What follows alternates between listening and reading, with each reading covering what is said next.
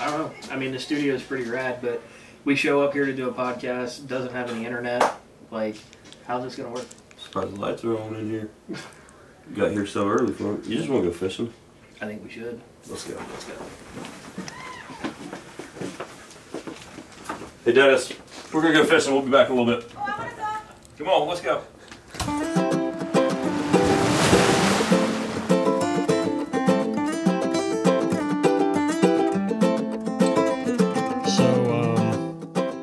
Sometimes.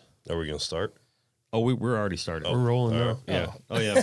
Maybe I should officially welcome you to Connected by Water. Yeah, well, you know. Presented by Joey Accardi, Chrysler, Dodge, Jeep, Ram, Subaru. Who's that presented by again? Everyone does this to me. I watch. Joey Accardi, Chrysler, Dodge, Jeep, Ram, Subaru. Sometimes I say Dodge like Dodge. You just said, and I wasn't going to call it out, but that's all right. Yeah, so I won't tell nobody. Yeah, listen, I've been looking forward to this podcast for the longest time. Yeah, me too. Me too. Because sometimes you got to bring your boys on, right? Right. And when they get here, we'll get up so they can come in and actually do this. Come on now. Well, when we talked about this back in November, I was like, this is really going to be a good time. Yeah. So something I've looked forward to for a long time. Yeah, so welcome to the Fishbowl. Appreciate it. We're here today with Brad and Craig. Hi. How you doing? Hi. So, I don't know. Both of you guys are really hardworking guys within the industry. And, before you were talking about how you're traveling all over the place and you're traveling all over the place. Yeah, we have very similar roles Yeah. in the companies that we work for. And lots of times we actually cross paths, which is cool too. Yep. So it gives us time to hang out and be friends. So I missed you by a week in Lake Fork, Texas, I think. Oh, yeah? Didn't I? Yeah, You went to 'cause the Skeeter Owners Tournament, Yeah. and I was down there for a Bassmaster event. yeah, I'll be there Everything for in- the Skeeter tournament again this year too. Yeah, I think I'm going to have a different trip planned at that time. That's that tournament that he goes to. There's 600-700 boats there. Skeeter? Yeah. Yeah, Skeeter, Skeeter one of the bass boats. companies. Where's that at? Kilgore, Texas is where they're located at and produced, and that's a Yamaha owned That's where they do it? boat company. Yeah. Yeah. And that's where they make it. They make bass, and obviously they make bay boats here as well too. You probably see the bay boats around this area more, obviously, or Yeah. go over to Big Lake O, and you'll see some Skeeters running. I think Dave Boltas had a Skeeter for a Yeah, little he while. does. Yeah. He still does. Yeah, he still has Yeah, one. Yep. Oh. Which he's at Pure Fishing now, man. Yeah, so I I heard that. can't That- wait to see man. what that company does. Yeah, with that's kinda Dave's crazy. leadership. Yeah, I he's heard a it. really good guy. Yeah, I heard a couple weeks ago that he had went to Pier, and I was like, it's going to be interesting because he really brought Costa to the forefront. Right. And Pier Fishing's been back and forth over the years with a lot of different things, and I really think that he can turn that around. But we'll see. Time will tell. Yeah, for sure. Dave's been pretty instrumental in the last few years on the government relations side. Yeah, of things. he's Dave's really one of my favorite people in the world. He really is. He's he's the coolest. I mean, he gets it done. He's one of the highest level executives within this industry. Right. And but he has no problem just talking to everybody. And just a humble, great, nice guy. He's just a fisherman. Yeah. And he's just looking to make it happen, and and he's just a nice guy, man. Yeah. I remember as a young pup breaking in this industry, he never had a problem talking to me and hanging out, and now when you see him, it's like you just saw him yesterday. Yep. Yeah, and it would be nice if a lot of people in the industry were that humble and cool, because the majority of them are not. Correct. But I was going to speak to the fact that this is one of my favorite parts about working in this industry is the friends that you meet. Oh, yeah. oh, for You know sure. what I mean? Yeah. So, I mean, there's a bunch of assholes around that, and, people that are kind of just in it to undercut people. And, this is not the type of industry to let's get ahead. This isn't like Wall Yeah. Street. It's like, Right. you're in this business because you have a passion It's a for the small, sport. small industry, too. Yeah, and, a lot of people see the overall picture of the fishing industry, and they're like, there's so many people that fish and blah blah blah blah blah. But when you really get down to the nitty gritty and the internal part of the fishing industry, everybody knows everybody. Yep. If you do your job, bust your ass, and everybody knows who you are, Yep. including myself at this point, which I didn't understand how that worked. I took the job at Danco almost 3 years ago as their regional marketing manager, and I've moved into the field marketing manager position now. And, I was a nobody, and I still consider myself a nobody, but everybody knows who I am. You're somebody to me. That's what I was saying, man. I mean, what are you talking all negative like you're nobody? No. I'm not talking negative. It's just I'm humble about it. Mm-hmm. Yeah. You know, I don't get a big head. I'm always approachable by anybody. You know, I love my job. I love the company that I work for, and I love the industry, and the people that I've met along the way are even better. Yeah. And you know, you got to be humble because there's going to be good days. And then there's going to be days where you just get kicked in the nuts. Absolutely. And after getting kicked in the nuts the first time. Yes. Yeah. Yep. Right. Yeah. Exactly. I'd say this industry, you know, exactly like what Craig's saying. It's you definitely have to be a different type of personality to want to work in the fishing industry, because the last thing you usually get to do is to go fish. At this point, yeah. It's making sure everybody else. I mean, Probably I literally fish less than you used to. Oh my God. Ever since the studio, especially as the studio has grown in the past few years, I mean, I fish less and less and less and less. But, I mean, that's all wishful thinking right behind me. That's what I call that rack, is my wishful thinking rack. Yeah. I mean, I obviously don't get to fish anywhere near what I used to. Right. But I do get to fish from time to time, and I make the best of it. You still fishing? I seen you post a couple pictures recently. Man, I've got archives I can post every day for years. playing the Graham card, huh? You didn't get that black drum? Oh, those were in Louisiana on a boys' trip. So me and 3 of my friends decided we were going to go on a guys' trip because our wives go on girls' trips every year. So we're like, all right, we're doing it. So screw you guys. And we went out to Delacroix, Louisiana, and fished with a buddy of mine, Joey Zell, out there. Yeah. And we had a great time. Yeah, nice. So. I've never fished in Louisiana. Oh, that fishery. I've gotten to fish Burris, Venice. You fished everywhere, though, with the Yamaha thing, haven't you? Yeah, I've been lucky enough with my travels, just like Craig. You know, I mean, I travel all over the country, and you know a lot of great fishermen, and you know, just a lot of great guys all over the country. I mean, you name the species, and I could probably rattle you off somebody that's at the top of their game that would be willing. The type of the people they are, they'd be willing to drop what they're doing right now. If I said, hey, I'm flying in, I'm coming in, and I have 12 hours, most of them would say, let's make it happen and everything. And I mean, it's just, you know, lining yourself up with good people and everything. You know, they always seem to find each other. Yeah, exactly. Yeah, I mean, you know, I've done in Louisiana, I've done the Venice, Burris, Empire, Delacroix, Homa. I fished all those areas in Louisiana. And, you know, a lot of that wouldn't have been possible without my position and my traveling that I do. So I always try to make time when I do my travels to fish, because I do the majority of the content creation for Danco. Okay. You know, Brad's and I do content creation job for Yamaha. Yeah, man, Brad's job, you know, his product gets him to the fish. Mine either gets it in the boat or gets it out of the boat. Yeah. So. Yep. Right. And when you're done catching that trophy fish, just come this way and we'll draw it for you. Yeah, you know, and then we got the fillet knives that'll put it in your belly. So Right. Yeah, nice. So, tell me some stories. Now, you went to Georgia recently. Yeah, I did. Why do we got to bring up a Georgia story? I came down from Georgia. I'm down here at 80 degrees in January. I love this. Yeah, so, you know, I haven't taken a family vacation in quite a long time. So I surprised my wife and kids with a getaway to Georgia after Christmas. So we left the 26th of December and went up to Tallulah Falls. Oh, that's beautiful. Yeah, I saw those pictures you put up, man. Those are beautiful. Gorgeous. Yeah, those long exposures came out really, really good. Yeah. So I was what lens were you using with that? 12 millimeter Rokinon 1.4. Nice. Is that John approved? John's over there writing down, taking notes. 12. Yep. Yeah. And then I was shooting 3200 at 15 seconds. Nice. That takes a lot, and then obviously in post, you know, touching up, make sure. Absolutely. It looks, I mean, you can. I mean, I could very faintly see the Milky Way in a raw photo, right? And but I was really able to pull it out, and in the wintertime to capture the Milky Way is almost impossible. Mm-hmm. So I was really surprised that I got what I got. Yeah. You ever seen Northern Lights? No. No, me either. No. I've never seen that, but let me tell you what, I've been this past, what were we at? No, actually it wasn't this year. It was a couple years ago. We did about 350 miles, 400 miles out of Johns Pass out in Tampa. Mm-hmm. And, well, we ran to Venice and all that and topped off on fuel and then ran south from Tampa. And we were out there, and you want to talk about just pure blackness and pure dark, you know, no ambient light from Earth. Yeah. That seems to be the most tranquil you can ever be in life. Is I'd just love to watching the have a stars camera and out there everything. to shoot that. Oh yeah, Cool. watching satellites go by and everything. It's Yeah. definitely something amazing to see that type of darkness out there. My buddy Adrian gets some nice shots, especially when he's out in Flamingo Gray? and everything Yeah. of like the night sky Milky Way shot. You guys know Adrian? No, I don't. Adrian who? Gray. Yeah, Adrian. Yeah.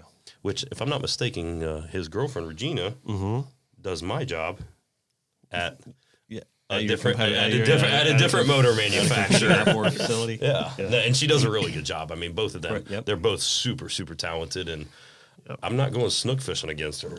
That's No. for sure. Have you seen some of them snook they catch? They get monsters. Oh yeah, they do. Yeah, I've fished with Regina. I mean, she's quite the talented angler. Oh yeah. I mean, Hands down. yeah, that's for sure. Hands down. And those people that have the ability to find a target species that they want and do just that one thing, target just a monster and practice your trait, and whether it be bass fishing. I mean, some of these bass fishing guys, all they do is go buy these big glide baits. That I've seen glide baits in that shop in Lake Fork. Yeah, in Lake How Fork. much was that thing? Like $900 Yeah, or something? and it's like 18 inches long, and they run it in like 70 feet of water and catch bass on it. Which Yeah. when and it's I handmade in Japan, and the guy only makes like 4 a year. when I bass fish, I flip lily pads Make and sure you're tying good knots. right, Yeah. throw horny toads and Yeah, I'm stuff throwing like that frogs across like the this and surface. everything. And These guys are throwing lures this big. I'm fishing 3 feet of water, and these guys are fishing 60 to 80 feet. It's like there's But whether it's batting. bass though, or snook, or even what Blacktip H does when he goes and looks specifically for large fish. Yeah. That's a skill all in its own, to be able to target that and, know that they're going to be there and, figure out how to get that one big fish Yeah. to bite. I don't Because- care what kind of fish it is. I just like to catch fish. I know. I'm the same way too. I'm the the same truth, way man. too. That's I the want to truth. get to that point though where I can go target, Yeah. and have that ability sure. to, target I get those just as monsters. much joy catching bluegill with my kids Absolutely. as I do any other type of For sure. And that's the honest truth, because you can say that if you pull up like a 400-pound swordfish, you'd be like, man, that there's no way that can Right. compare. But honestly, seeing how stoked my kids get, like when they bring up like 10 in an hour Oh, yeah. or like in 20 minutes or something like that, Yeah. it's just like, because it's like nonstop, like mayhem to them. Oh yeah. Yeah, I mean, like when we were in Georgia, we wanted to catch trout. And none of us ever caught a rainbow trout or anything like that before. So, where we stayed was right on the Tallulah River, and supposedly there's some in there, and we didn't see a fish for days. So, Is it stocked right there? no. Well, Okay. it in between where we are and above and below where we are, so they run into Okay. it. But there was nothing there. So, we were going to, a rainy day in Georgia, so we just got in the truck. We were going to drive around and see some stuff, and we ended up in North Carolina and over by Bryson City, and ended up finding a trout farm that was open. $2.50 a person. They give you your rod, your reel, your bait, but you keep what you catch. Yeah. It was like $5.80 a pound. And we destroyed them.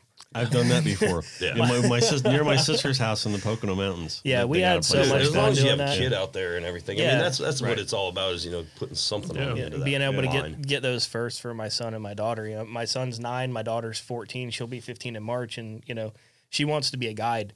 For Christmas, I got her first Ginu. Nice. Nice. So she's got something to get started with. We took it out. I love those things. Yeah, they're cool, man. And I it, grew up like, in East Central Florida. I mean, that's what we Yeah. all knew, and like that's one of your first boats. Yeah. as a Ginu. I bought it. I got a really good deal on it, and I was like, and I knew it needed to be painted. So I started sanding on it and stuff, and with a very limited amount of time that I had, flipped it over, and where the roller on the front of the trailer rode on the spine of the center of the boat, it had beat a little hole in the bottom of the boat. So I ended up stripping the whole boat down, cut the front seat out, and re-glassed everything. Had my buddy do all that work for me.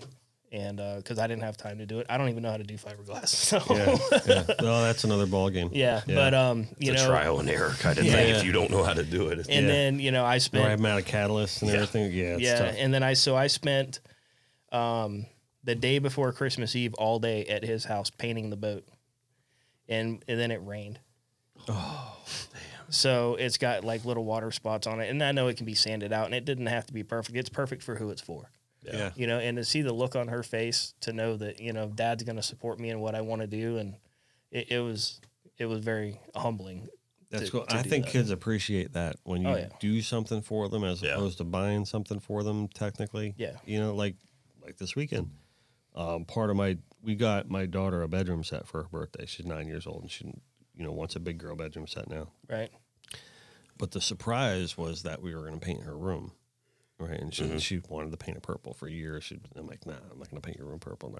Finally, we did it. And the happiness and the look on her face when it was done, and we let them help and paint and everything like that. And, it's rewarding. Yeah, painting. I almost find painting therapeutic. Well, I really do. And to be honest with you, like, I'm really good at it. So, and my wife tells me, I cut in without tape and everything when I paint stuff in the house. And she's like, I've never seen anybody that can paint like that. And I probably missed my calling in a past life. Yeah.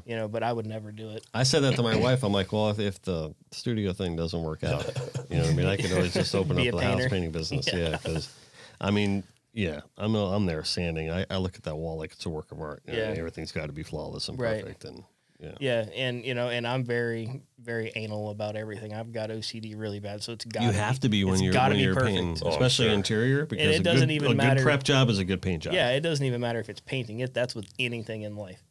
Like I have my way that I do it, and that's the way that it works. And if it doesn't get done that way, I'm not doing it. My ADD does not allow me to paint. I was going to say, I was just about to segue over to you. I'm like, Brad, how's that working for you? Negative, Ghost Rider. The pattern is full. No, I can hire somebody to paint it. Well, you do a good job decorating your tiki bar. Oh, well, that was a different story. That was a different story. We had to bring it up. The world famous Deep End Tiki Bar and Chill. Right. It's we're about to be rated third year coming up in June. Will be the third year in a row. Will be #1 rated tiki bar in all of Dallas, Georgia. It's the People's Choice Award. That's pretty cool. Well, yeah. How many tiki bars are in Dallas, Georgia? I don't know. Hold on a second. And more than anything, where the hell is Dallas, Georgia? Good question. I didn't know where Dallas, Georgia was either until I took the job with Yamaha about almost 4 years ago now. And I had to relocate from Orlando to Dallas, Georgia. It's actually about 45 minutes or so northwest of downtown Atlanta. As a crow flies, not as traffic. What people are voting on this tiki bar? Hey, I voted on it, all right? It doesn't matter the people that voted on it. I voted on it. Is it like a magazine, local magazine that's running the show? We just survey all the members that come in, and we ask them, what's the #1 rated tiki bar in all of Dallas? Gotcha. And they all say our bar. Third year in a row. It's actually funny because I've got, It is very funny. I kind of took it a little too far, and then it just kind of grew.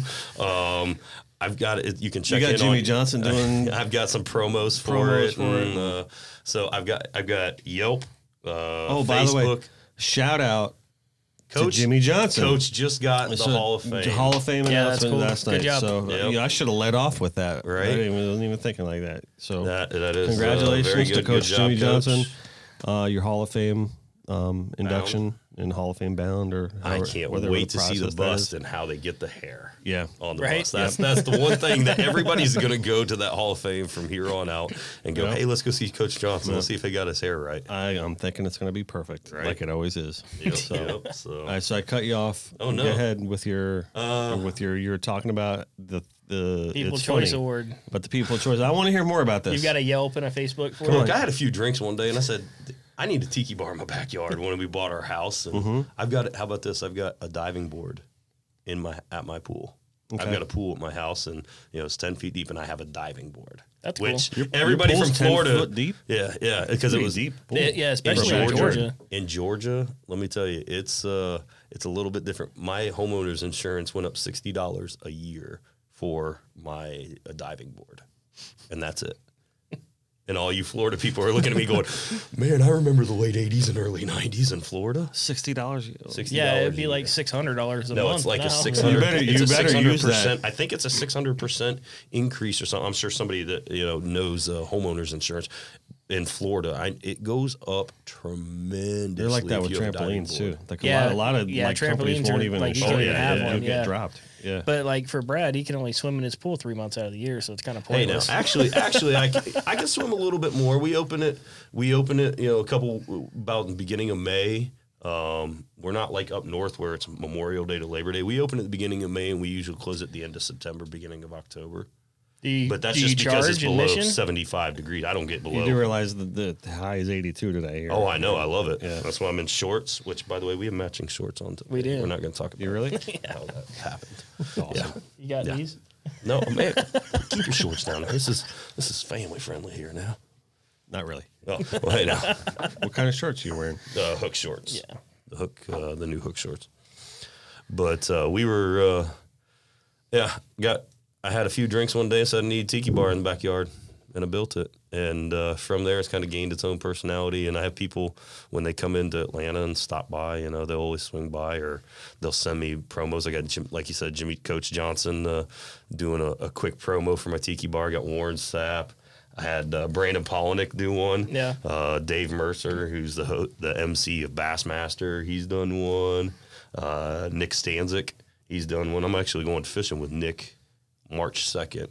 Oh, it's a day before my birthday. Oh, well, happy early birthday. That's one for me. I'm trying to check off a bucket list thing. I've never caught a swordfish. Cool. So I figured if I was going to catch a swordfish, that might be the one to do it. Yeah, you might as well go with Nick. Right?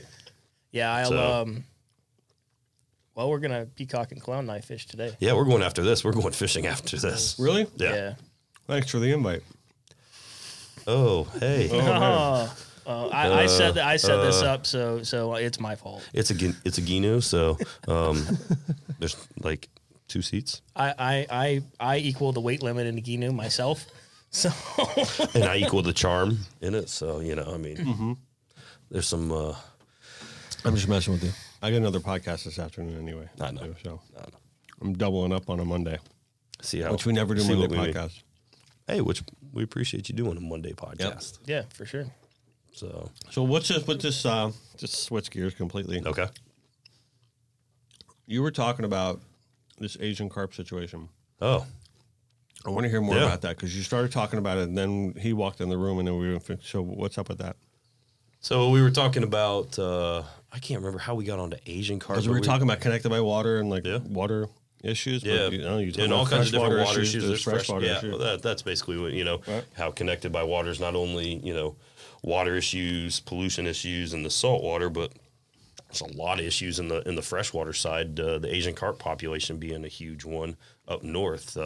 There's a lake in Paducah, Kentucky called Kentucky Lake that is just overwhelmed with it. There's no bass pretty much left anymore in this lake, and they're starting to migrate north. And if they get into the Great Lakes, Lake Erie, you're going to see a smallmouth fishery that's a really good quality smallmouth fishery completely destroyed. Now, I've never fished Lake Erie. I fished the St. Lawrence River on the U.S.-Canadian border. That's a cool place because there's castles and stuff, and you're running down the river. Oh, yeah. One side's cool. Canada, one side's the U.S., and you really can't fish the Canadian side because they want you to go get a Canadian license and all that and everything. Yeah, I mean, And do you have to carry your passport on the boat? negative. No. Is there like a demarcation line down the center of the lake that you got to stay In off New of? York, Got a line of buoys. In New York, there? if we get pulled over, you just start talking and they'll know you're not from Canada real quick. What's that all about? Right? What you about doing? But no, there are a couple of buoys that mark certain there are. areas and everything. But yeah, Yeah, who knew? yeah. But it's a crazy body of water, just simply because you can be fishing there and you're fishing in a river that's leading to another Great Lake. And when you get on the Great Lakes, it looks like you're out here on the ocean because you can't see land and everything. And I mean, it's a huge body of water, but it's also a very important body of water for that whole region for commerce. So you're sitting there fishing, and all of a sudden there's a huge barge going by, pushing a 4-foot wake behind it and everything, and you got to get ready. But Of freshwater. That's like Of running freshwater. up the Yeah, Mississippi it's weird. River when the Yeah. cruise ship or when the freighter ships are Oh, yeah. coming down the Mississippi fishing in Venice. That's pretty sketchy, man. Yeah. Yeah, for sure. But the sketchiest thing I've ever done in a boat is leaving out of Venice Marina and running southwest through the gas mine bay. Yeah. We call it the gas mine bay. It's full of gas wells, and a lot of them got broken and stuff during the hurricane. There's just little sticks of them sticking up and right there. There's thousands of them. You're going 4,500 through there because you got to run because it's such a long way to go. And it's How only far offshore are like these things? no, these are no, inshore. these are inshore with like the reeds and the cattails and everything everywhere. And it's like playing Minecraft in a boat. Mm-hmm. If you make it through and you have that track on your GPS, God help you, you better save it. Yeah. Come on. No, You better be living breadcrumbs if you're coming back and follow your trail back. It is super sketchy. This is out of Venice? Yeah. Yeah. Yeah, and like if you There's hit a other live spots, too. one, yeah, there's other spots. And, but if you hit a live one that's under the water, say the wind pushes the tide up or whatever, and you hit one, it'll blow. Mm-hmm. Come on. Yeah. They let people ride through this thing? Every day. You got to, yeah. It's part of everyday life for them. It's like seeing a palm tree down here, or it's just seeing gotta the get oil me some of that local infrastructure. knowledge. Yeah. Wow. Yeah, you don't just, I hear all these people, they're like, oh, yeah, man, we're going to go take our boat to Venice. I'm like, dumbass. Wow. Yeah, you definitely want to know what you're doing. It gets no skinny idea. quick. Is that why there's so many Freemans there? Because the cat holder's less likely. Well, they can't run. In a pipe. They ain't can't running run through that. Yeah, they can't run through there. But, like for them, they leave Venice Marina, they've got to run 30 miles through these canal systems and stuff just to get to the Gulf. Yeah, to get to open water to start running to where they're going to fish. So Sounds like a lot of work. And then It at is. that point, you're out there. I mean, I just did the Alabama deep sea fishing rodeo. Oh, we are so spoiled here. Yeah. Oh, big time. Big time. I mean, 5 minutes. Yeah, but you got kites 5 are up. minutes and you're up. Kites are up. I'll tell you what, there's no possible way I could ever live on the east coast of Florida. No. Are you born and raised on the West See, Coast? Yes, Fort See, Myers. that's Fort probably Myers. why, too. Yeah. You're just so used to that kind of I East lived. Coast I guy. lived here for a short period of time when I was a kid. We lived in Margate. Mm-hmm. My dad was working in Boca, and no way. Why? It's just too busy, man. Too busy. Yeah, Yeah, that's true. I'm a laid back kind of guy. When I get in a bunch of traffic, I get anxiety, and I don't want to go anywhere. Yeah. So, Yeah. I lived in Sarasota for a while when I was going to Ringling. yeah. And You went to clown college? I did. Is that where you learned how to Explains that paint? red nose out there. Yeah. Is that where you learn how to paint? Yeah, I Painting got faces? right. I got a master in clown car Right. driving and a minor in trapeze arts. No, obviously they That's have it really awesome. great. Yeah, their it's college one of is, the top is in the really nation, cool. yeah. That was their art school. That was one of the Yeah. field trips that we went to when I was To the museum? When I was a kid, was to the museum. Phenomenal, and isn't then, it? Yeah, it's really, really cool. Yeah. We used to go to Sanford Zoo and they let us watch the elephant take craps and throw peanuts at the damn thing. I lived in Sanford. We were for a trying to short class time. this. Did you really? We were Yeah. just trying to Sorry. class this podcast up Sorry. a little bit here. We're talking about some arts and culture, and here you come along with elephant shit. Well, Sanford, Florida. I mean, Yeah, if you've been there, yeah. So my dad was a heavy equipment mechanic and heavy truck mechanic, and when we were over here, he was working for my uncle. He worked for Caterpillar for a long time, like 15 years, and then took a job for the county, for Lee County, where we live, and a position opened up in Seminole County. And my dad was a single parent, and he raised me his whole life, and so he was like, it was much better for us as far as money and stuff like that. So he took the job up there, and we moved to Sanford. I think we lived there like 3 years. But man, it's it's different. it's a beautiful area. Lake been there. Monroe, I've Lake been there, Monroe, and yeah. the St. John's. Let me tell you what, you want to do an awesome Florida historic day trip. Put in underneath I-4, right there on the St. John's, Yep. and take a few days and go to Jacksonville. And you can take the entire river all the way up through, past the Springs, up through Astor, Lake George, and that whole area, and go up towards Pulaski. And it's just, It's a pretty part of the It's a state. beautiful, It really beautiful- is. it's the And way a lot the of it's Florida- very untouched. Yeah, you it get is, up that but- part of the state. There's only things east of 95. It's like rarely, unless you go to like Melbourne or Yeah. what's that new town in Melbourne? Starts with a V. Oh, Valrica Or Viera. Vieira, right? I mean, yeah. that's pretty much in that area. The only thing really west of 95. Yeah. It's because it's a new development. You're thinking of St. John's. You're thinking of No. I'm talking about once you start getting, just in general, once you okay. start getting up that part of the state. Oh, Yeah, yeah. once I'm speaking to the fact that it's more of a natural setting than it is down here. for sure. That's But- the area I grew up my entire life. Yeah. And everything. The East Orlando, St. John's, Cocoa Beach, the whole area before it blew up as tourism and the Ron John stuff of the world. you know. Yeah, but even still, like Yeah. comparing it to down here, it's like It's night and day difference. night and day. And that's when I was in Sarasota, you know, to the opposite point. It's just so different on the West Coast compared to the East Coast that for me over there, it took some getting used to. Absolutely. But not to mention, like, right now, Sarasota is totally different than Fort Myers. Like, it's still low-key, laid-back. Like, Fort Myers is starting Closes to build at up. 5 o'clock, everything. But, you know, Sarasota is like, it's 95% retirees. Yeah. You know, I thought the funniest thing is that, oh, look at that. Sarah LaSorsa calling. Uh-oh. Uh-oh. Oh, a little FFO FFO, drop. right? Look at the timing Little of plug that. of FFO right there. We're going to plug the old Sarah LaSorsa, the FFO. Which Bigger, we're doing better something. outdoors. So Yamaha's doing something really cool Should I for pick it up? FFO. I'm going to pick it up. Hey, Sarah. Guess what? You're on the podcast right now. Hi, Sarah. Hi, Sarah. I picked it up for you. Brad and Craig. Danco Craig, Yamaha Brad. Yeah, no, hold on. I'll put you on speaker. We're going to plug FFO. You want to do this? Yeah. All right, here we go. Say hi to everybody. Hey guys, how are you? Hello, Good. Sarah. How You're are real you? good. How are you? So, Good. a little shout out to FFO. That's super exciting. Right. Always. They've got an event coming up right before the Miami Boat Show. Yep. Yeah. I got it. That's exactly why I was calling you, to talk about actually booking a podcast with our veterans next month for the event. So Perfect. Yeah. And we got Jose coming on. We got Jose coming on February 11th already. Jose's awesome. oh, Yeah. that's perfect. I got That is to. so awesome. I got to do this tournament because I got to defend my title. Yeah. I Craig. unfortunately won't be able to make it. I'm going to be at a Bassmaster event up in Jacksonville, but I'm talking about maybe going to the Montauk event later it's this year. so much fun, man. Up in New Montauk York in is June. fun and it's so beautiful. You go Nice. catch some stripers. Awesome. So, when's the event? I don't think you're talking about it, Brad. I think you're definitely coming. Oh. Yeah, you're right. You're right. You're right. Montauk? Montauk. When's yeah. the Montauk? I'm coming for that one. It's in June. Middle of June. Montauk's June, June 16th and 19th. Awesome. I believe so, At yeah. the very June end of 16th Long or 19th. Island, and Very cool. it's a really cool fishery up there too. All right, I'm gonna let you go, Sarah. We're gonna plug some FFO All right, thanks stuff so right much. about now. We'll talk soon. All right, bye, guys. Have Bye. a Bye. nice Good podcast. seeing you. All right, bye. Talking to you. Okay, see you. Bye. But yeah, dude, that Montauk event is really cool. Yeah. I've gone the last 2 years, and the people up there are amazing.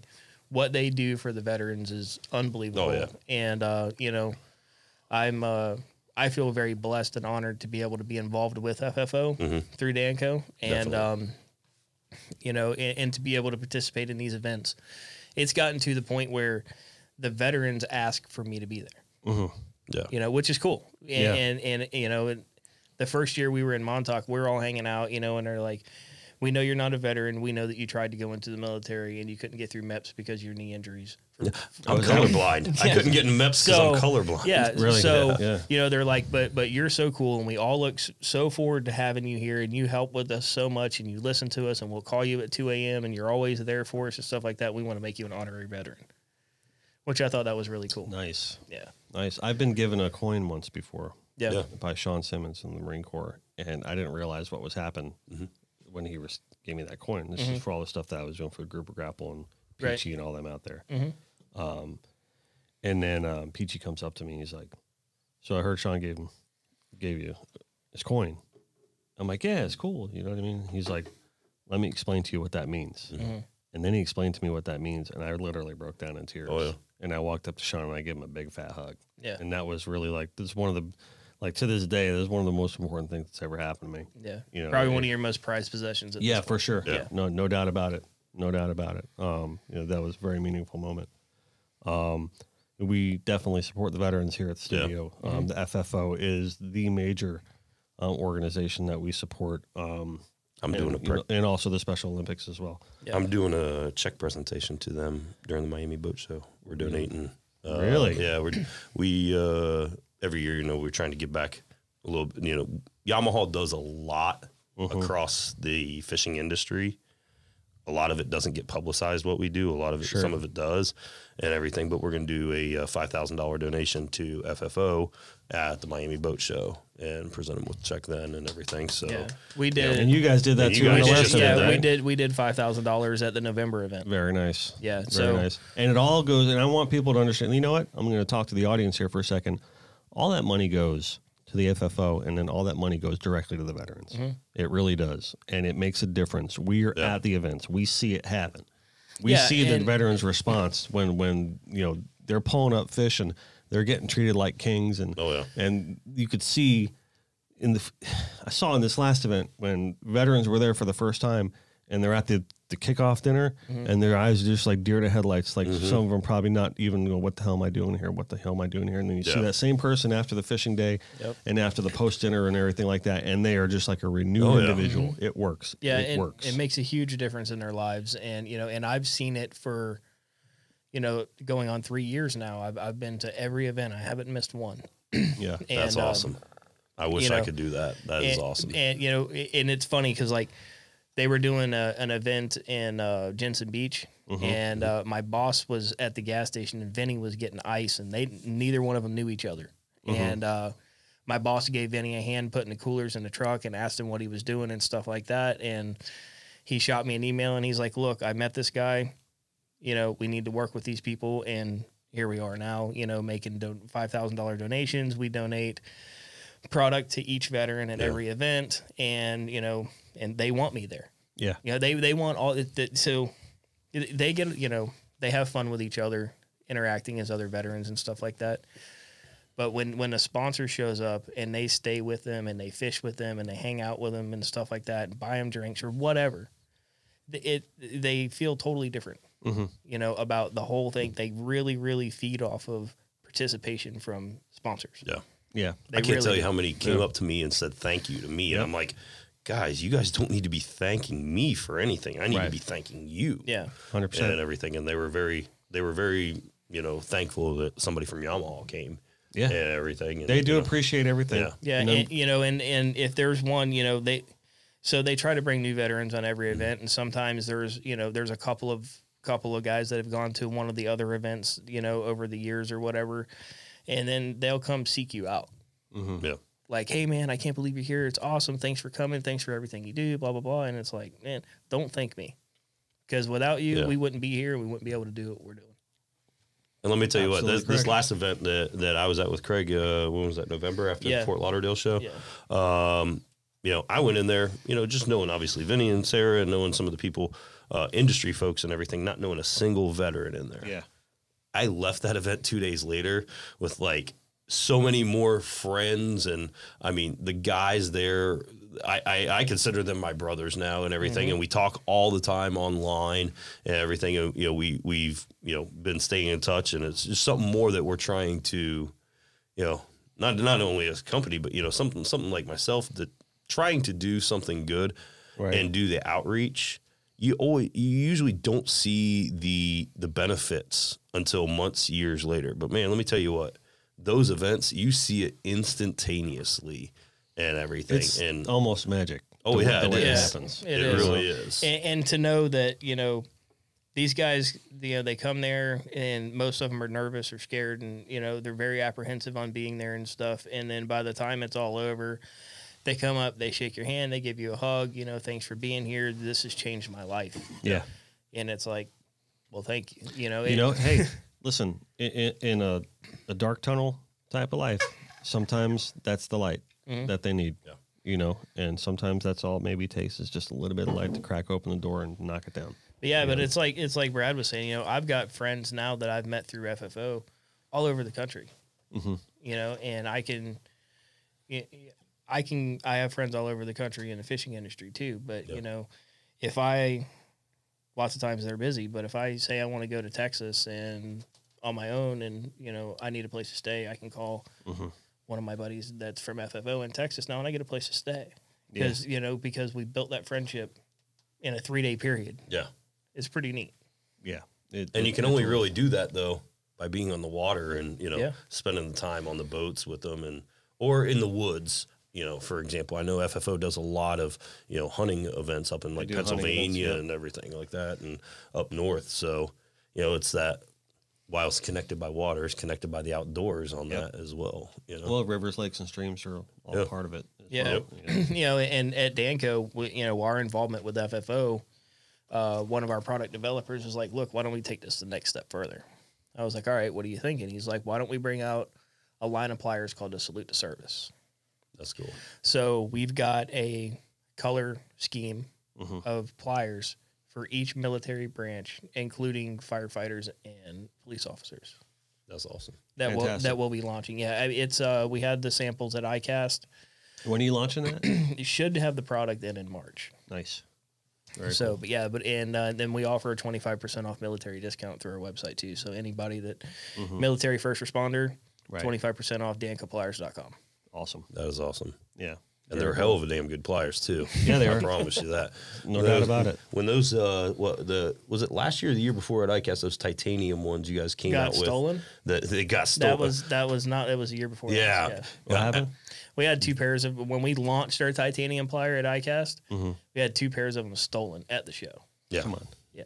I mean, I know I found you at ICAST this year. Oh, yeah. I've been at ICAST a bunch of times. How about this? We're at ICAST and we're over at like the Hummingbird booth or something, and they're doing this big presentation. It was actually a veteran that they went and redid their entire boat, put all brand new electronics into it and everything. And Dennis calls me and goes, "Hey man, I'm over here. Can you see me?"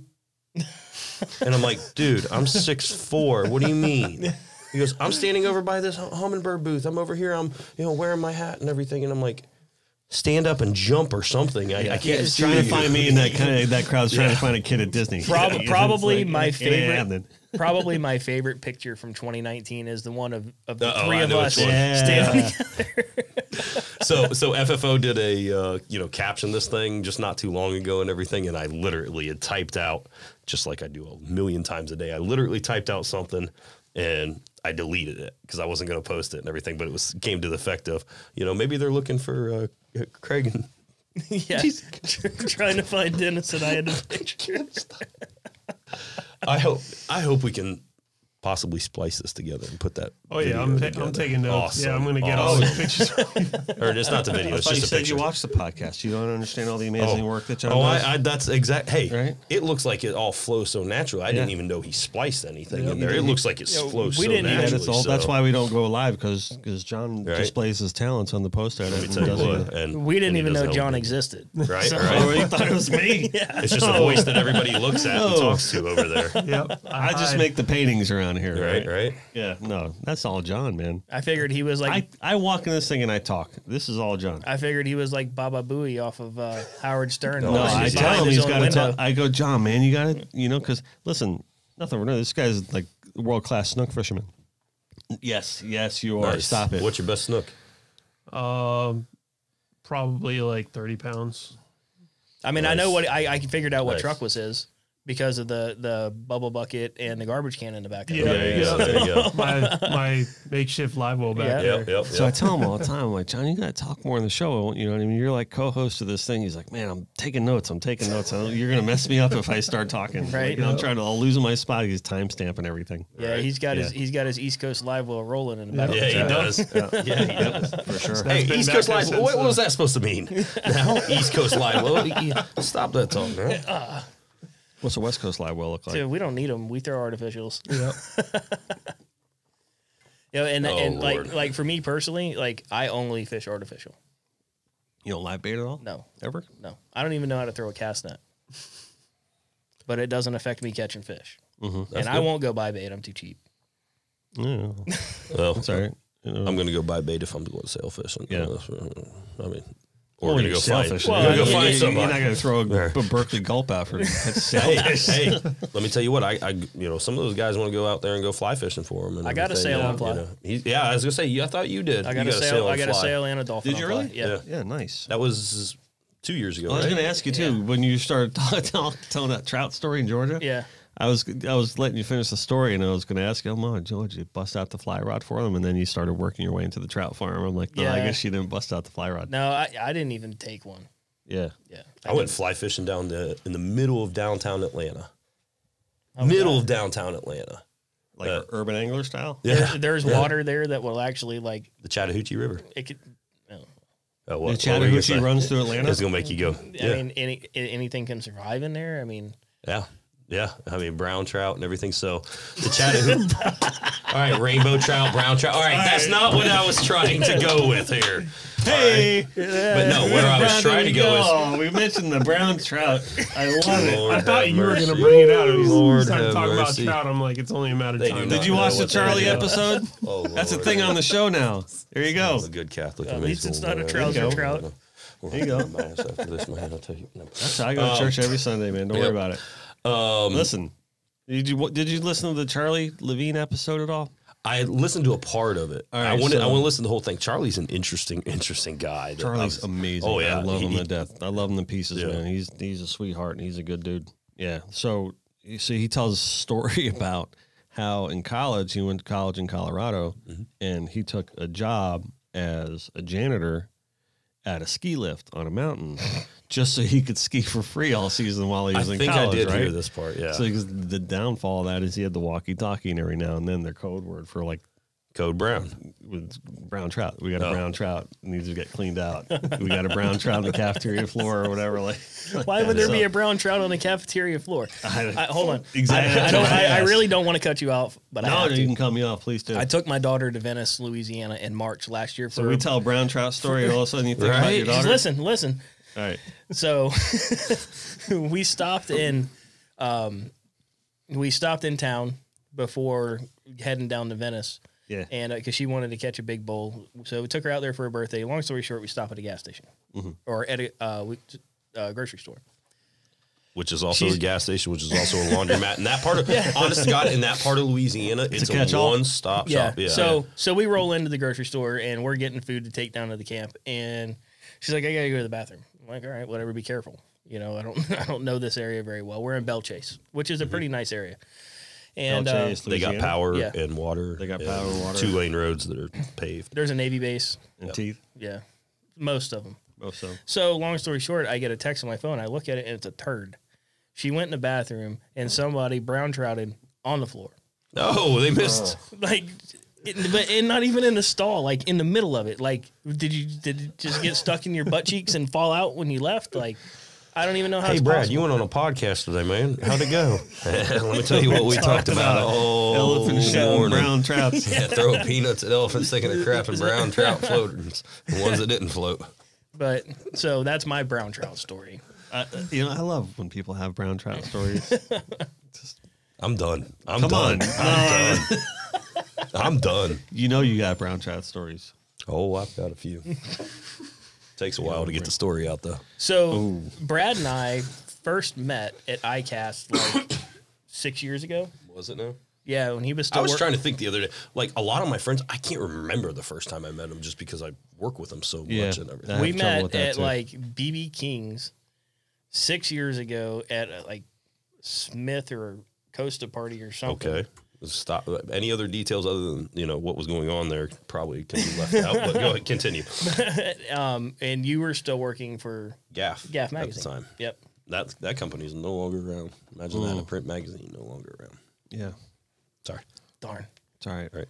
But that's You where said I have a theory You on said that. this I is have a a safe theory on zone. I'm This is the circle of trust, I have a right? theory on that. I'm pretty So- lame, but Yeah. I mean that's where we met, and and then our friendship has grown from there to what we are now.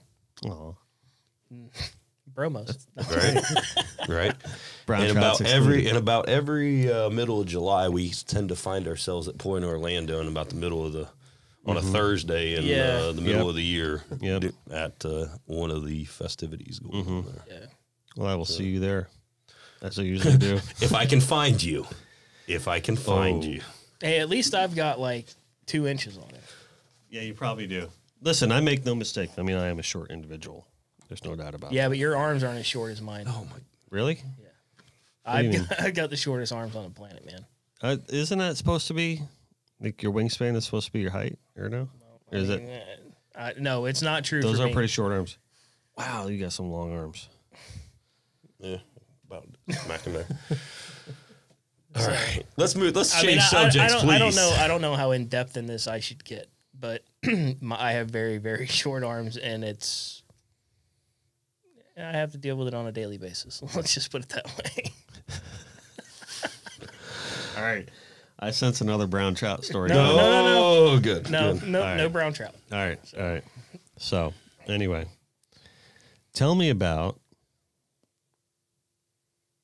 Florida in clean water. All right. All right, this is a better way I can ask this question. All right. We have certain problems going on in the state of Florida. Yeah, All for right, sure. We just had a Yep, recent sewage breakout in here for a while. So we got Not just one. well, like like six or of seven six of or them, yeah. yeah. Like I'm saying, the whole damn city is breaking. Right. Right. We have Florida's in a very good spot economically and environmentally, thanks to our great, wonderful Governor DeSantis and all the initiatives that he's been, taking care of since the day he got elected. But that doesn't mean we're out of the woods. No. And that doesn't mean that the state doesn't need continuous maintenance, continuous help. Talk to me a little bit about some clean water issues in your area. So Because I want to find out, because it's not just, I know everything that's going on here. I got a pretty good grasp on what's going on in Lake O and St. Lucie River and everything like that. But how is Fort Myers dealing with all this? Fort Myers is, we've kind of been on the doo-doo list when it comes to water releases. Okay. They didn't release any water out of the St. Lucie this year. All the water came to Fort Myers. We ended up with red tide again. It didn't get super public, but it was really bad. And it didn't last as long. it didn't last as long. No, it only lasted about as much publicity. It only lasted Right. about a month and a half, but it was like playing Minecraft running through Pine Island. But if you were near the Caloosahatchee, you're done. yeah, right? yeah. Well, they're just it. We didn't have the green algae this year, so that was great. But it pushed all the fish. Like I didn't catch a trout in my home waters for 19 months. Wow. That's how bad it was. Amazing. Which his home waters for like Kidding me? Charlotte Bay, that whole area, Charlotte great. Harbor. That's Great just trout fishing. trout galore. That Yeah, area. I live on Estero Bay. Okay. And Estero Bay has forever had a strong trout fishery and a really good redfish fishery. Nothing. Like you weren't even catching babies in cast nets. Nothing. Like they completely vacated. And right before Thanksgiving, like 3 days before Thanksgiving, I caught my first one. Wow. Yeah, it's bad. So, but my take on this That's a long run. It is, but my take on this whole clean water thing is, I don't want to get super political with it, but had the Indians not pitched a fit about their land going dry back about 12 years ago, 15 years ago, and they hadn't blocked off the canals that discharged the water out of the inlets here on the East Coast, we wouldn't be in this situation. So the water You used think it's solely that, though? I would say it's 80% because the water used to free flow out through the lake, come out through Clewiston, down through two canals, and then it would dump out of the inlets, be consumed by the Gulf Stream, and it was gone. It didn't harm anything. If anything, it actually helped the salinity here. So the Indians sued the state of Florida. They won, and then they diked all that off, and they put weirs and dams in, and they release a tiny bit of water through there at a time now, but everything else gets held back, so they had to start sending it out of the rivers. I mean, the rivers have always gotten some, but 90% was coming down and going out into the Gulf Stream, and then it was 5% coming out of each side of the state. Now it's opposite. Reversed.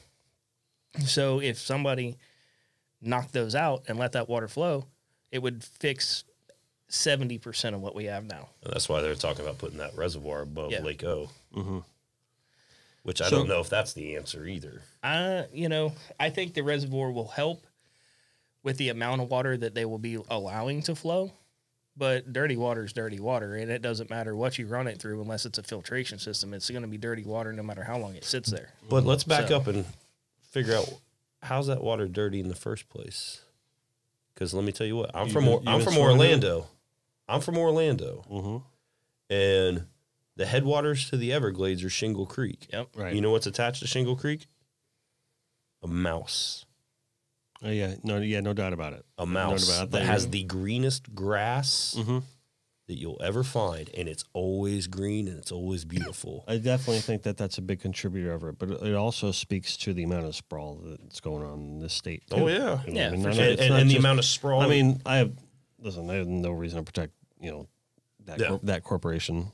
I'm afraid to even say that. Yeah, right. That's why I said. Yeah, that's why I just so, said a character. But but there's no doubt about that's the major contributor to it. I think realistically, so putting it in full picture with that mouse, with the Kissimmee River, with Shingle Creek, with the amount of pesticides that people in general put. I mean, even here, when somebody fertilizes their grass and then we get the 3 o'clock rainstorm, goes right in. Where's that fertilization going? Yeah, but I'll tell you one thing you got to look at here versus there is you walk up to any body of water right here in this part of South Florida and you can see the bottom. It's crystal clear.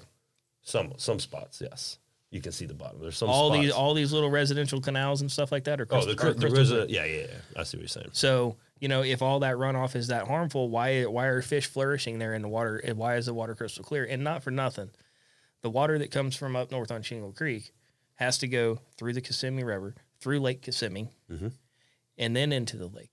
So 90% of the harmful stuff that's going to be in that water should have been deposited along the way before that physically gets to the lake. The other problem that we're having on the lake is they're killing all the hydrilla. That's The hydrilla is a filter. Yep. Right. Until they stop spraying and killing that, we're going to continue to have these algae blooms and stuff. They recently had a protest Sunday in Fort Lauderdale. I know my buddy Jeff Maggio at Lunker Dog was instrumental in putting that together. Yeah. They had a lot of people come out. They had news exposure. The Sun Sentinel's been working hard locally about trying to expose what the real issue is. A lot of people were wondering where all the money that was earmarked for the new sewage went. We had House Representative Chip LaMarca on the previous episode. This is not his responsibility, but he did say, a few things about what he thinks the solution is. Bottom line is a lot of these pipes are aging and need to be replaced, and they knew about it. And there's no other way other than to replace these pipes, and you got to spend the money. And what he basically said, the analogy that he gave was, it's not verbatim, but this is, I'm paraphrasing. If you're remodeling your house, you're going to want to change the windows, put a new roof, paint the walls before you're going to want to rip up your slab and change your pipes. Absolutely. Right. And that's kind of the situation that we're in Fort Lauderdale is, we're in a situation where we need to rip up those pipes and replace them, whether people want to, like to, or not. But we're not the only place that's going to be dealing with this issue. There's going to be places all over the state that are dealing with this issue. And also, septic tanks are very bad for Florida's ground. Oh, yeah. And we're in the process of eliminating down here in Fort Lauderdale one of the remaining neighborhoods that are full septic. And I think that's another factor with It's a lot steps. of these things. It's steps. And it's the matter of we need to look at the state of Florida, and we need to look at, okay, this is what we were, this is what we are, and where are we heading, right? Let me ask you a question, though. Yeah. So what I've noticed my 30-some-odd years in Florida is nothing really gets a change or gets affected quicker than it affecting tourism. Do you think that those problems of those residential pipes busting and everything like that, if that was happening near a location, near a major cruise ship terminal or near a Disney type of park or near some place that brings a lot of tourism in, stuff around those type of structures tend to get fixed quicker and tend to get access, better resources sometimes. Yeah. And that's just because tourism makes this state go round and round until enough people, like for example, the blue-green algae that we had 2 years ago, 3 years, 2 years ago, 2 years ago now, that you saw some changes happening because it was affecting tourism. People were canceling their flights. They were canceling their hotel rooms. When the hotels aren't filled, the restaurants aren't filled. The CVS isn't filled. The gas station doesn't get filled. The bait guy doesn't get filled. The charter guy doesn't get filled. Yeah, there's a lot of people over, a lot of restaurants and smaller local motels on like Sanibel and Captiva and stuff that completely went out of business because of that. The West Coast, it hit it hard. I mean, don't get me wrong. East Coast, Mosquito Lagoon, Indian River, that whole area, that's a whole different waterway issue going on there that has been affected. His coast got affected the hardest, and the mom and pops of the world got affected the hardest by it, including some of our dealers. We have I mean, we have 2,000 dealers around the country. They're all mom and pop businesses. It's a really good point you're bringing up because it definitely does affect tourism, and it's the number one economic driver in this state. And the area that it happened in Fort Lauderdale, it's not a poor area. New River is not a poor area. Right. And also another thing we have coming here is the Super Bowl. If anyone understands like 2 how or 3 weeks. Yeah. And Yeah, I mean, understands imagine how, the stress that's going to put on the infrastructure. You know what I mean? Oh, and then right after the Super Bowl is the Miami Boat Show. Right. Like, Right. But the Miami Boat Show is more of a Miami thing. When you talk about the Super Super Bowl, Bowl's with the way a we're Hard huge Rock impact. Stadiums, is more Fort Lauderdale and Miami because it's kind of right in between both of us.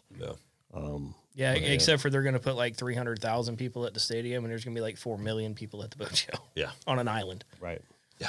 Which is still, But you still have a huge impact with the Super Bowl because it's all spread out. For sure. And the amount of people. Yeah.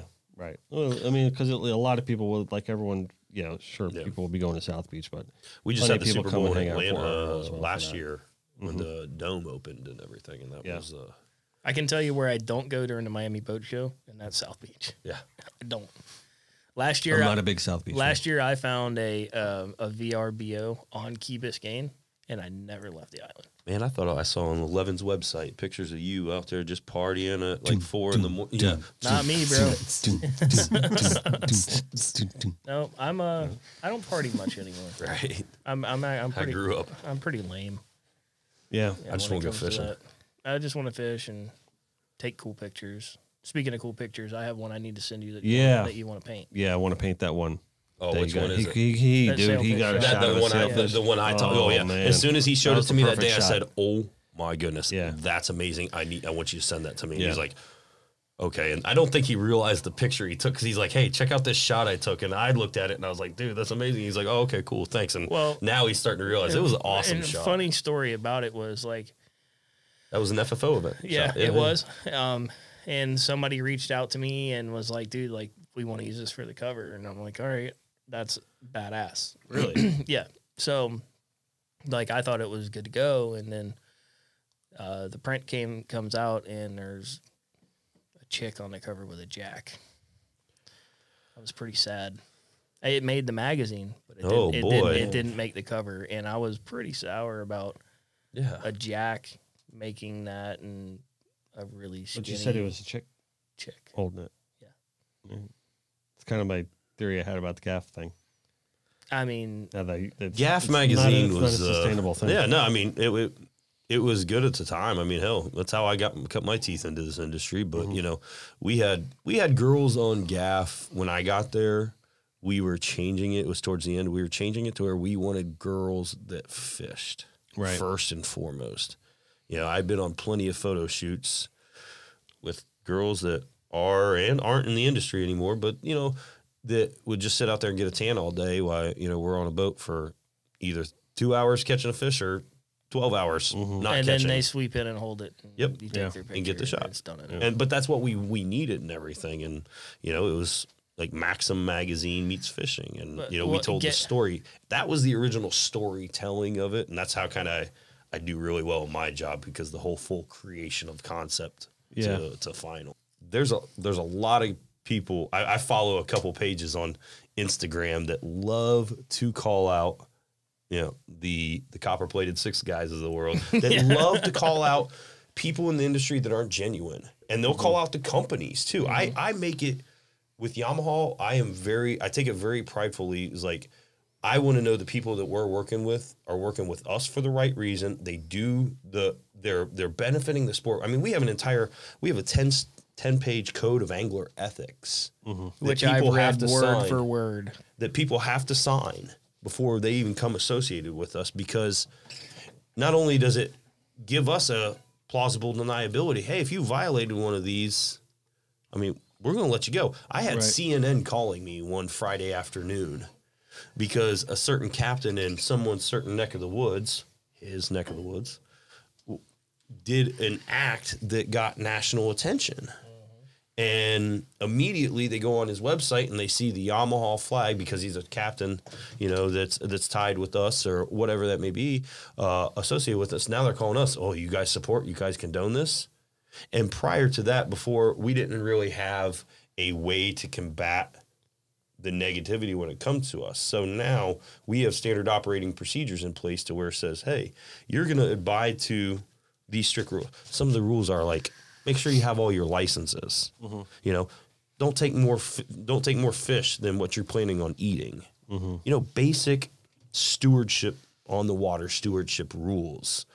And you'd be surprised how many people are just like, they couldn't follow it, or puts us in the company in a position. Some people are prepared for the commitment. Turned around here.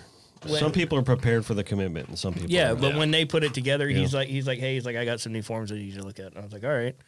He sent it to me, and I was like, dude, this is a book, but I read it. Yeah. So Yeah. And I you guys do it to cover your butts. Yeah. What's a big company? You know, Well, plus, I mean, at the end of the day, Major corporation. You know, yeah, you know, and it's just like Danco. I mean, we have stipulations for our guides and our pro staff and stuff like that, and if it's not followed, see you bye.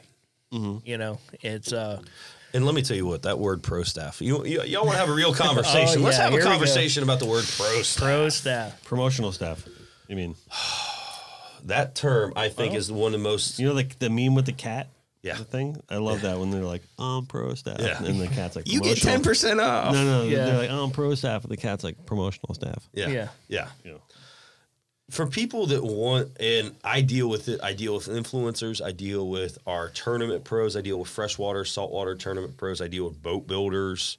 Deals with guys like me. I deal with industry guys all the time. And every person has an opportunity to grow with any brand that they want. I mean, I grew up running a 17-whaler, Montauk. Oh, we with love a the 90, 17 whaler. Well, there's another 17-whaler name drop in there. We love the 17 on the Steenahatchee River, Yep. you know, with a 92 stroke smoker, Yamaha on the back of it. I run a 115 smoker right now still. Nice. Well, we're going to actually change that. I'm going to get you on that SHO, man. You get on that 4-stroke. Yeah. Honest to God, you're going to think you got like a 150 on the back of it or 175. It's Yeah. that going from that 2-stroke to that 4-stroke, plus the fuel economy, you're going to be like, you're going to be running trips and be like, I know I need to put gas in this. At some Hopefully point. my antique boat will hold up. Oh, it'll be fine. I mean, It'll be fine. it is an 04. No, you'll You be put all right. some plywood on the back. Nah, man. Did you not hear mine was a 1974? I have a Key West Stealth, and that's probably one of the most sought after hulls today. It was very, very, you know, like frowned upon because it's a Key West or whatever. You know, when they first came out with them, they were around for about 15 years. They quit production of them now, and everybody wants them. It takes pretty rough water. It only drafts 10 inches, and it's got a ton of walk around deck space on it. And it, you know, not a lot of storage, no frills. It's all fish, no frills. And with the draft and everything on them, you can take stuff out of them, make them a little lighter, and you can get them, you know, 6-8 inches loaded. And people really want them because you can take bigger water on them. Oh, yeah. Yeah. So How long is it? it's 17.9. 17.9. Yeah. Nice. That's good for throwing artificials. Yeah, for sure. Right. But the pro staff word, and especially in today's digital world, gets so diluted, I think. Yeah, extremely.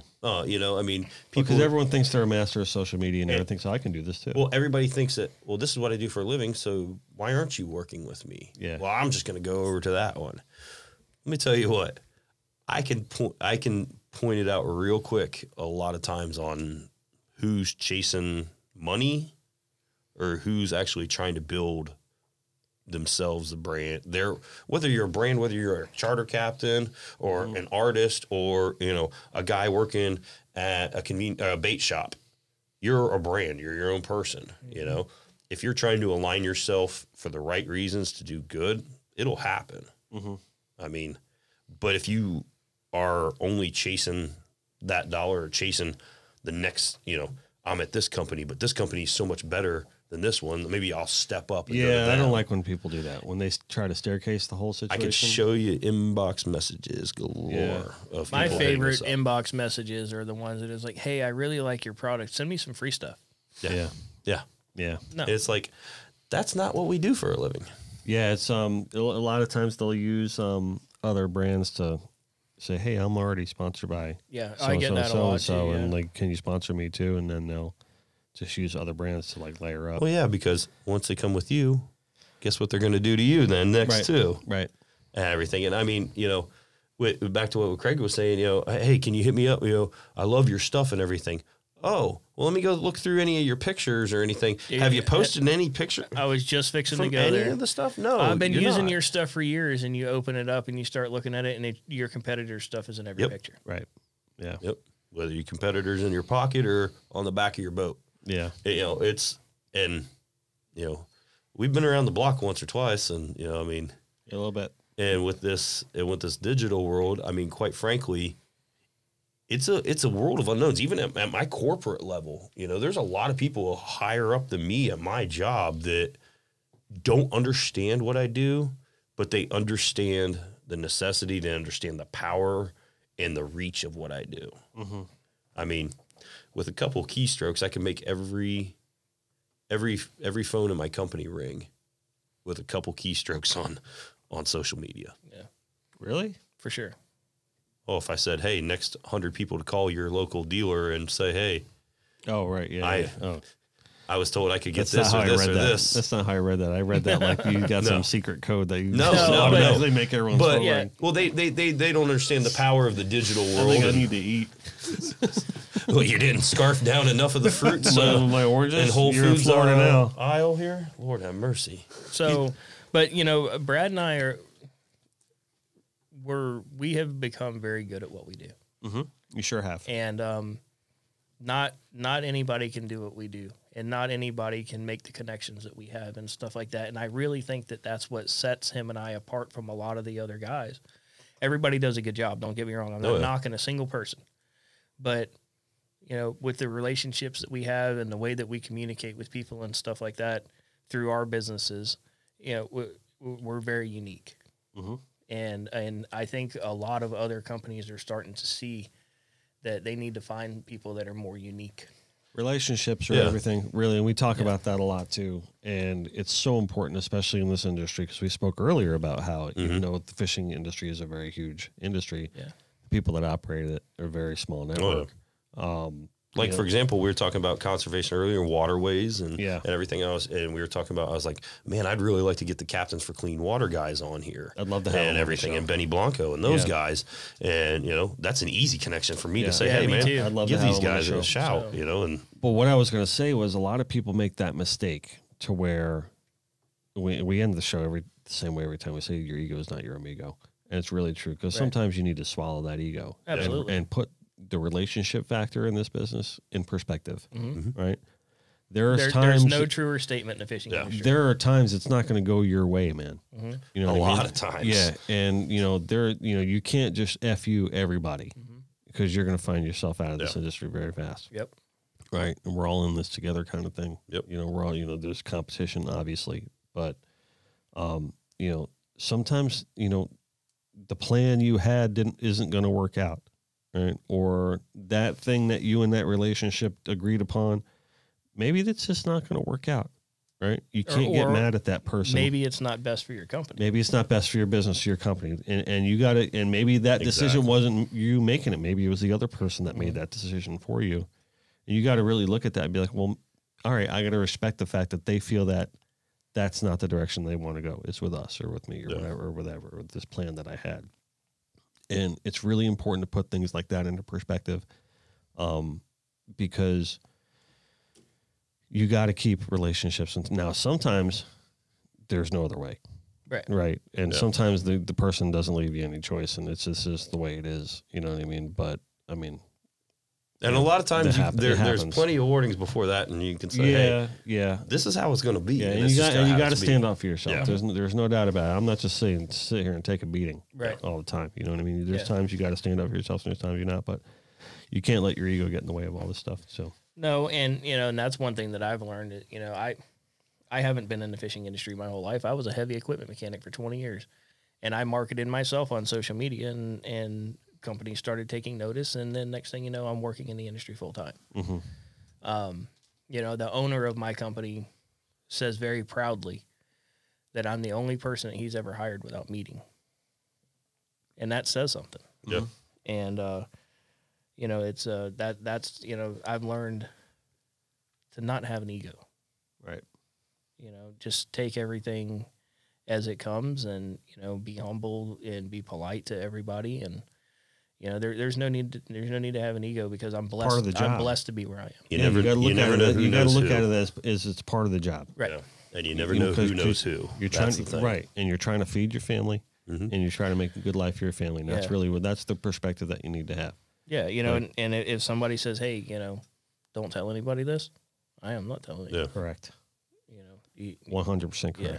So you really gotta do that. Yep. And you got to go fish every now and then, too. Like you guys are about to do without me. Well, you're the one that scheduled 2 podcasts. Right. Yeah, not well, us. it's not like I was invited. Oh, that guy that just called me a minute ago, that would have been a good phone call to answer right there. That was the head of our product planning development in the entire world. Yeah. Should have put him on. No. He is not allowed to talk to the public. Oh, really? Until he gets some authorizations and stuff. Gotcha. Yeah. He's got an interesting mind.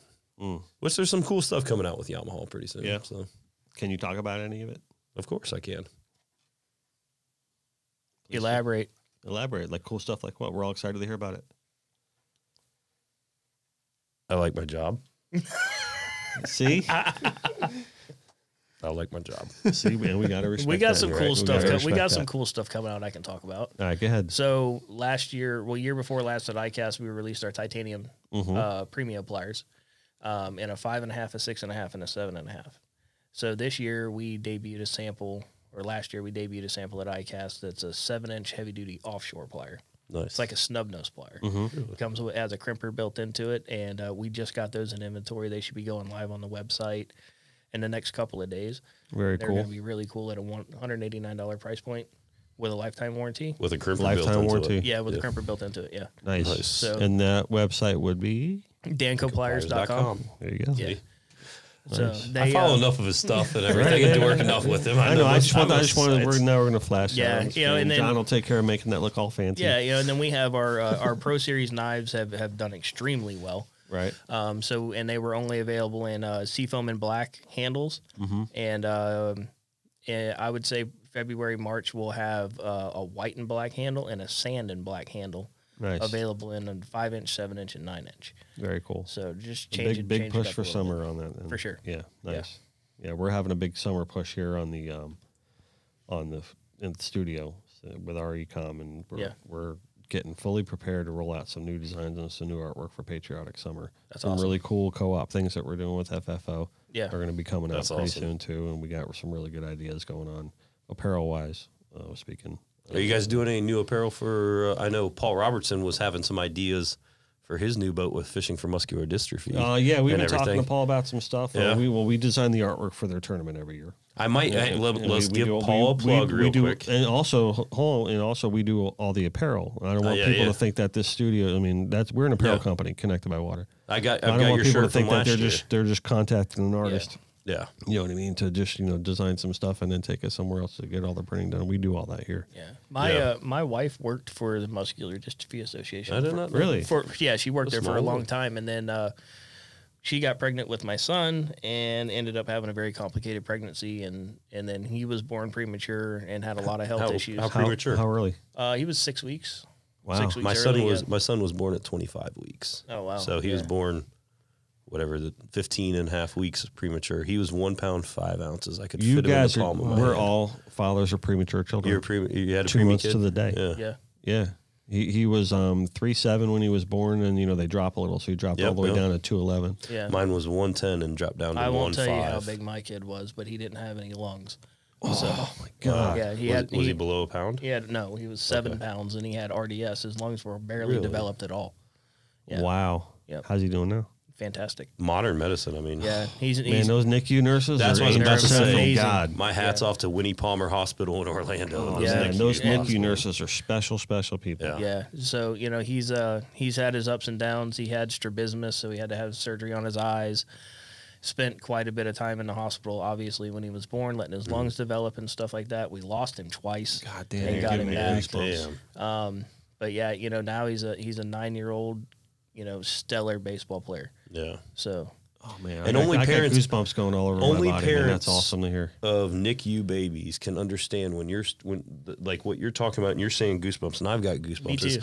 How many times did you walk into the NICU in that 1 hour that you weren't allowed to walk in because of shift change? Right. And you walked in and you saw other parents in there. You knew why they were in there. It wasn't good. And Yeah. NICU is smiles that can turn to tragedy like that instantly. and Yeah. everything. So And for me, and I won't bore everybody with the story No, very you're not long. boring me at all, man. You're just we're all about NICU. to make me cry. So the doctor comes in. That's weird. Yeah. We all have this connection. Yeah, by the my way. wife had. I never knew that. My wife had yes. preeclampsia really bad. They had to take him. They were losing her. They had to take him, so they took him to save her, and, he was purple, and I cut the cord and they swept him off to the NICU, and I didn't understand what was going on. Yeah, you don't. It's such a So- confusing moment. Was this So- your first? That was my second. Okay, this was my first. it was yeah. our second kid. Yeah. So, they get her put back together and get us in a room and stuff like that, and we're eating. And the doctor comes in and they're like, "Look, he's really sick. We don't know if he's going to make it." And I was like, "Leave." You never want to hear Like, that. don't ever say anything like that to me, especially while we're trying to eat dinner. Like, it's been a stressful enough day as it is. He's like, "I need you to pump breast milk as fast as possible. And anything you get, take directly to the NICU." So she Best thing did. for him. So I go down. She's bedridden. She can't go anywhere. I go down there and I asked the nurse. I was like, "Hey, can I go in and see him?" And she's like, "Yeah, no problem. You have to scrub in 20 minutes." Yeah, the scrubbing. The Yeah, scrubbing's horrible, yeah. man. You know, and you do that for, even a week, and your hands are raw. You Yep. know, and I was They got those. My son got isolated. We had to go full gown, mask, and everything. He contacted MRSA. In the hospital. my son got Really? MRSA too. Yeah. Yeah, my son got MRSA too. See, knock on wood, Sean was always never had any issues. Yeah. He was just really small and just had to get to feed 5 pounds. Yeah, And, so- we got really lucky. For sure. Yeah. So I scrub in, and I open a door, and I can hear all kinds of commotion in there and stuff. I didn't know what was going on. I'd never been in there. I walk around the corner. I asked the lady when I opened the door, I was like, "What bed?" And she said, "First bed on the right." I open the door, turn to the right. There's like 9 doctors there working on my kid. That's not good. No heartbeat. They give him that so what they were doing is they called it surfing. They were putting surfactant in through his nose into his lungs. It's a fluid that keeps your lungs from sticking together, like the little sponges in your lungs. And when they were doing that, he coded. And then they gave him the little baby paddles and got his heart back. But that happened to him twice. And I walked in. I watched it the first time. And at God. that point, I don't even know what to say to you right now. Completely changed me as a person for the rest of my you life. can't For sure. see your baby at that point because all the hands everywhere. Yeah. And it's so hard to even see the when my son went through the same thing and everything. I'm sure you said your son was 7 pounds. Yeah. So he's probably a little bit bigger and everything. You probably see him. Yeah. My son was 6 inches long. Yeah. Right. And he was, that big, and all the hands. That's something I'll never forget, the amount of hands in there working on it. And I'm just like, it's up to God at this point. And the doctors told us a very similar thing. It says, your son has a less than 1% chance of survival. Every night he makes it, the chance of survival goes up like by 1%. And my wife had preeclampsia as well too. And we came in. What is preeclampsia? It's I don't where know. it's so it's That's where all I it's know. where their Yeah. body retains fluid, and then it causes spikes in blood pressure, Okay. and basically their heart's gonna explode. Wow. See, my wife had a placental abruption Okay. 2 months earlier, and we were like, what's going on? Yeah. Well, how about this? We came in. We came in as emergency. Well, when we got there, there was a family that was scheduled to give a stillbirth. They had scheduled it. They knew it was going to happen and everything. We come in as emergency. They move that family back. We come in, my son gets born and everything. They leave. Basically, the waiting room had 30 people in there, and then all of a sudden everybody disappears. And I'm standing there by myself, and I look at this other guy, and he's standing there by himself, just as I'm looking at you, Craig, and he starts crying. And I'm like, dude, I don't know what you're crying about, man. But my wife just went in there. I'm about to have a baby born at 25 weeks. Today's is 20. The night before was 24 weeks, 25 weeks. This is my first one. It's a boy. He goes, me too. I said, what? He said, I'm about to have a baby. It's born at 25 weeks. It's 1 pound. This is my first one. It's a boy too. And I'm like, it didn't compute. Right. We get split up. Then come back later that night. That whole day is just so weird. Yeah. I find the same guy again. Come to find out, they're in the exact same situation as us. they were getting told they were going to give a stillbirth. With us coming in as an emergency, that pushed them off. They couldn't give a stillbirth because the mother's blood pressure kept dropping, so they had to do a C-section. Pulled the C-section. The baby today is 11 years old. His name's Jack. God. The mother's fine. Jack has had some problems, some brain problems and some heart problems. But if it was in here right now on this podcast, you would think, holy cow, how's this? There's anything wrong with this kid and everything. And so he's born March 11th, same day as 5 minutes apart from my son. And we still stay in touch. We bring the boys together every once in a while and everything. He was the smallest baby in the history of known medicine at the time to get a shunt put in his head. And he's had some issues and everything, but he is one of the coolest kids you'd ever meet and everything. That's and awesome, dude. Just a charmer stuff. And he when he grows up, he's gonna be a ladies' man, charmer, right? That kind of a guy. He's already got right the tiki there, bar working for him, right? But so my son Braden and him and Jack became friends, and we become friends with the family and everything. And it's so weird how premature babies and that situation, because not a lot of people know that situation. Yeah. So at Golisano Children's Hospital, where my son was born, it wasn't Golisano's at the time. They were building the NICU ward there, a new NICU ward. It's in Fort Myers. Yeah, they do a NICU reunion every year, and we we go back to that and see the kids that were in the NICU when he was in the NICU, and watch these kids grow. And it's really cool, man. The only 5K I ever ran in my life was for Winnie Palmer Hospital and everything. And really, Arnold Palmer, obviously, that was his wife. Ironically, one of the first times I come back from Georgia to visit my grandmother in Orlando, we were there, and it was the day Arnie died, and the Orlando Sentinel had a big paper. Arnold Palmer, you want to talk about a philanthropist in Central Florida. He made a huge impact in the Central Florida Orlando with his children's hospital and then his women's and babies hospital and everything. I mean, there's not anybody that doesn't live in Orlando that hasn't been affected somehow by that hospital and everything. And I thought it was very ironic that I was back in Orlando the day he died, and the cover of the Orlando Sentinel said, "Forever our king." Arnie and everything. And I was just, I put a post up saying, never got a chance to meet the man, but he's the reason why my son's alive today. For sure. Because of his philanthropy work. It's kind of crazy how, you're connected by water, but we're also connected by preemie. Yeah. Yeah. That is nuts. Cool. Wow. That's crazy. So this was just so people know, this was not a rehearsed. None of us knew this at all. And we could all. It's life changing. I can't remember which one of you said it, but it changed your life. For sure. One of you guys said it, but it's life changing, and I'm in really a lot of things for both me and my wife, and I'm sure same with you guys. I mean, a lot of your outlooks on a lot of things changed. Just a lot of your behaviors changed on how you kind of just look at life, and you really. You talk about your ego is not your amigo and sucking it up and doing things for the right reasons. I mean, I know me personally, I can point to that moment in time and say that really changed me as a human being. And before that, I thought I was a man. Yeah. I was mistaken. I'm a man now. Yeah. And that's the truth. And when my son being born was in the middle of a really tough time for us. My dad was diagnosed with cancer. We were in a recession. Work was slow, everything was falling apart, and he was born, and then that was added stress, and then he was out of the hospital for a month and ended up getting MRSA and had to go back in for 3 weeks, and and then fast forward a year later, my grandfather passed away, and then 9 months after that, my dad died. Yeah, it's a tough stretch. So that was the most trying part of my life for sure. Yeah, how long ago was that? He was born in 2010. 2010. So he just turned 9 in December. Wow. Yeah. Wow. I'm trying to think in my head now, the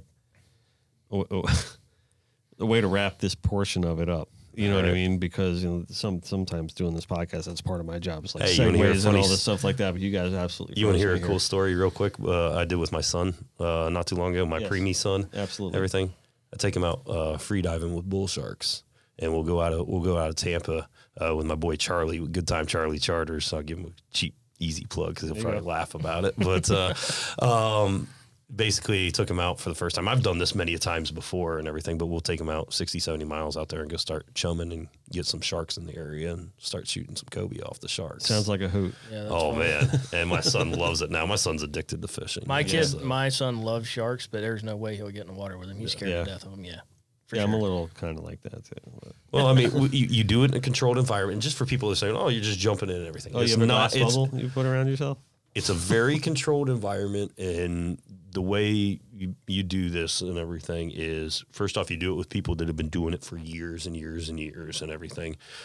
One time we got one shark that came close with us, and it was, I mean, I kicked him with my flipper and just turned around and left and everything. But I mean, don't get me wrong, we're swimming around locked and loaded and ready to jab at it if we need to, and you know, last resort, pull a trigger if we need to. But you know, we're trying to. They want to stay away from us, and you can tell when they're getting a little aggressive and everything. But for the most part, they'll stay away from you, but they'll still get in shots of if they got a nice cobia swimming by, you will be able to take a shot real quick.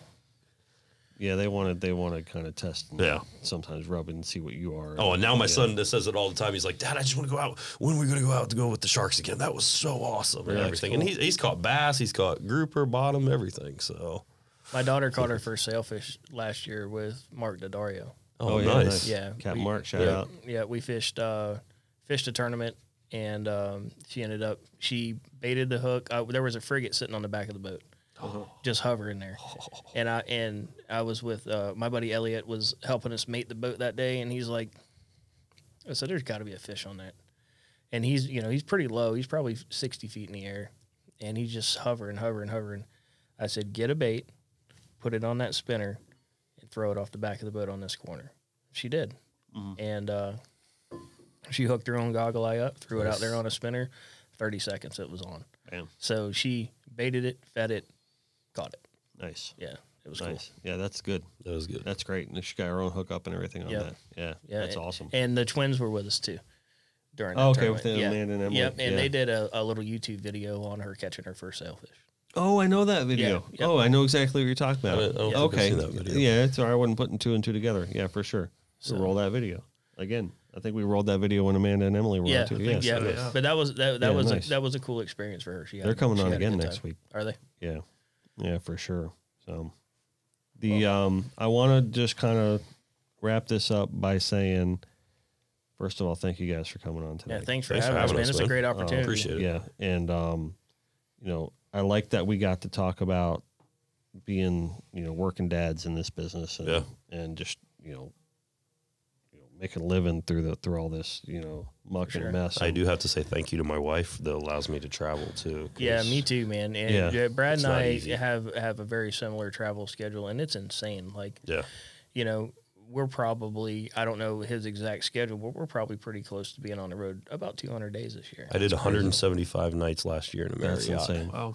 Yeah. Wow. Ambassador level, which is higher than Titanium Elite. I did not know that until last year. Really? Yeah. Yeah. Wow. So you guys are working hard, and you know, just to put a little perspective, and all those people that want to be Instagram stars and want to, you know, get your, you know, what do you call it, brand ambassador things, and you know, think you're something in this business. You know, I'm sitting with two guys that actually are in the trenches and are something in this business. So I know your time is valuable, and I appreciate you bringing it here. Man, anytime, just reach out. I'll be more than happy to come Definitely. Nice. Definitely. Right on. Go get some clown knives without me. back. All right, we'll do that. Hey, that's going to be a check mark for me. I'm Me too. down for that. I've never caught Well, I'm one, supposed so- to go with, you know, Jose Carbonell, Captain Jose. Yep. So Jose is going to take me out and get one pretty soon here. Nice. So he's coming on the show next month, but hopefully we're going to get fishing with him before that. Yeah, we're gonna go. We're gonna go meet Mark and John. He said we're going to go to Lake Ida, and I'm like, yep. Yeah, that's the spot. Yep. That's the That's a spot, good spot. for sure. Right on. Your ego is not your amigo. For sure. Always make sure you definitely. do your best, and then just let God do the rest. Yep. Right? Always remember to eat, drink, and be local. Buy all your vehicles, and especially your Dodge Ram trucks at Joey Accardi, Chrysler, Dodge, Jeep, Ram, Subaru. Right? Only place to buy them from Only Joey. place to buy them. Danco pliers, Yamaha outboards. There we go. No matter where we are, no matter what we're doing, don't ever forget we are always connected by water, gentlemen. Thank you very much. Thank you. Thank you, sir.